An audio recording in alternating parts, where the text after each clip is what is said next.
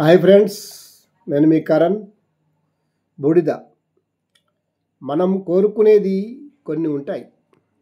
ఐశ్వర్యము, ధనము, ధాన్యము, ఉన్నత స్థితి. బూడిదను కోరుకుంటామా? ఎవ్వరు కోరుకోరు. దాన్ని నీళ్ళలో కలిపేస్తాం.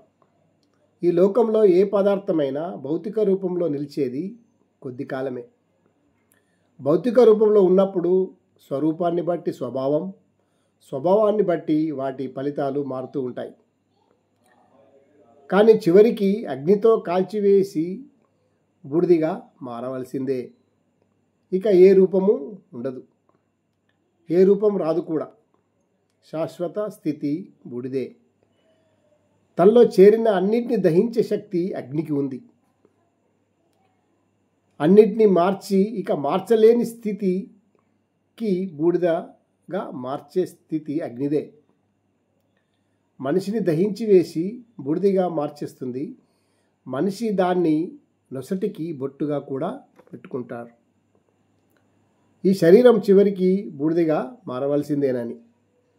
ఈ లోకంలో ఎంత ఉన్నత స్థితిలో ఉన్నను బూడిదిగా మారవలసిందే. గుర్తుంచుకో. Thank you.